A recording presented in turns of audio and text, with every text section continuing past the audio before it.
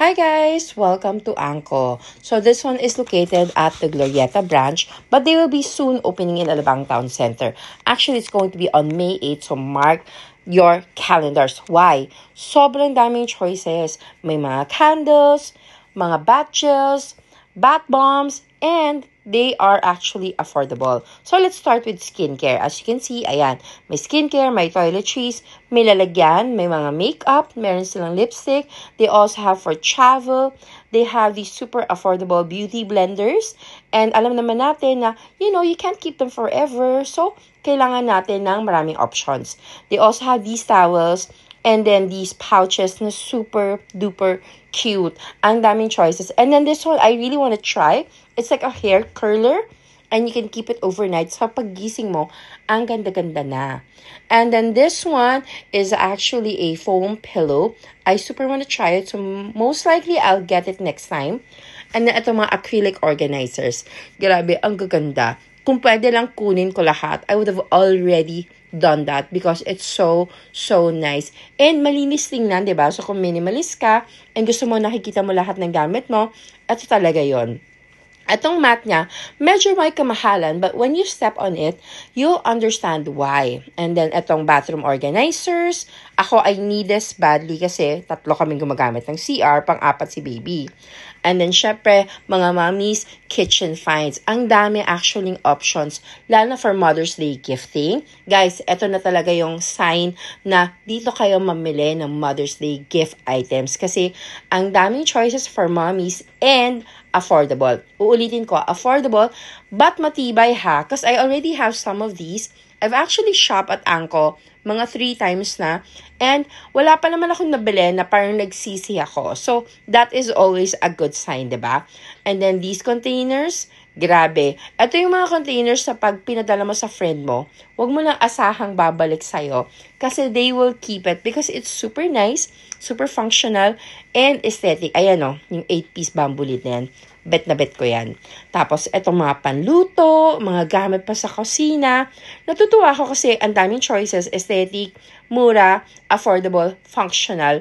So, kompleto sa mga gusto ng mga mommies. Kasi, di ba, aminin natin mga mommies, gusto natin maayos yung bahay natin. Pero sana at the same time, maganda pa rin tingnan. Yung mugs na yan, sabi ng brother ko, super duper nice to have. So, most likely, I'll also be getting them. Meron ako na itong mga bowls na to. Guys, super nice din siya. Lahat ng bisita tuwang-tawa. Ano yung mga containers na yan, lalagyan ng bread, o diba?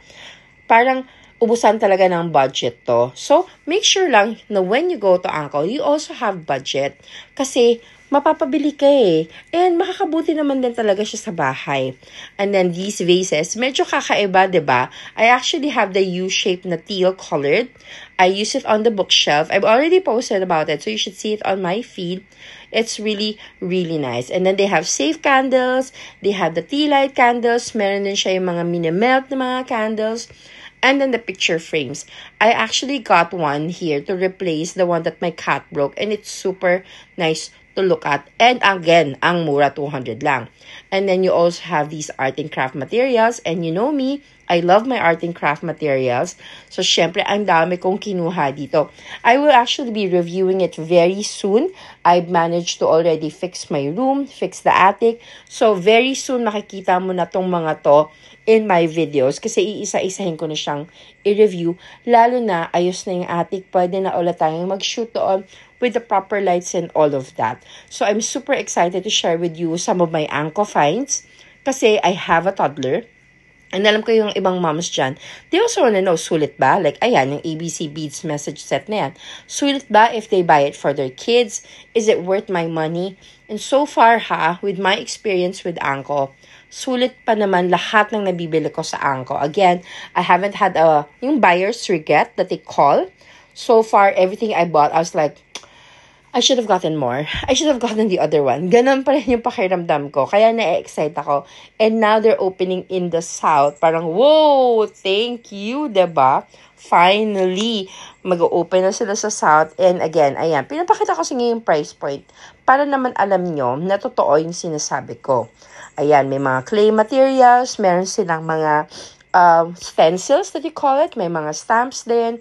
And ito yung mga hindi ko nakuha na balak kong balikan. Kasi I want to get it for my inaanak, for my kid, for my kids' friends. Kasi syempre, alam mo na pag gifting season, di ba? And we're always on the lookout for those things. So, make sure that when you visit Anco, again, they have 2 branches in Glorieta and 1 will be in Alabang Town Center.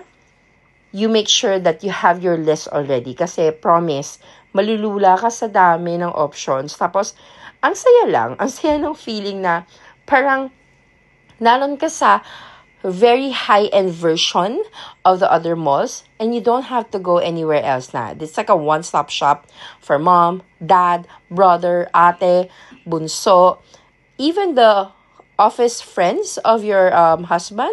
It's all complete na. Meron din sa fur babies natin. So, diba, kompleto, like what I told you. Ayan, no. Actually, kung hindi lang mauubos yung budget ko, I would have bought so many for my fur babies. I have 6 cats and 3 dogs. So imagine if I bought everything for them. Wasak yung budget. But again, the good thing about Anco is they're open now in the north and in the south. So anytime that you have extra budget, you can just go there and get these things for your fur babies. Kasi syempre, yung mga fur babies natin, para na rin nating baby yan.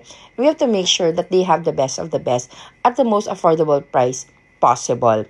Kaya ayan, ang daming options, mga ceramic na bowls. Meron pa nga itong parang feeder na I think it's also a camera. Super curious about it. And then may mga brush, may mga kung ano-anong options. Grabe guys, kung sino may nag-isip kung ano ipapasok nila dito sa store, ang galing lang kasi parang they really thought what is needed for each household. And then the candles. Ito pa, isa sa mga gusto kong balikan. I really wanna go back and like get all the candles.